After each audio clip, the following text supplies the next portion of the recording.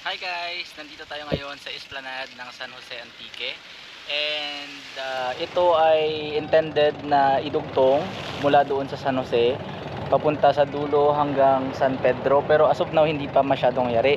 And maraming mga tao pumupunta dito, of course, because this is an esplanade. Ganda mag-recreational activity dito tulad ng cycling.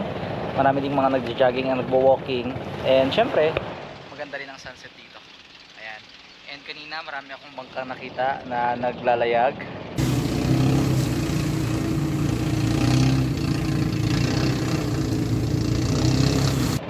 So yun, isa ito sa magandang puntahan dito sa Antique, no? Tulad sa Iloilo, mayroon din silang esplanade. Of course, hindi natin pwedeng kumpara kasi magkaiba sila, pero ayun, at least dito sa Antique mayroon din ganito.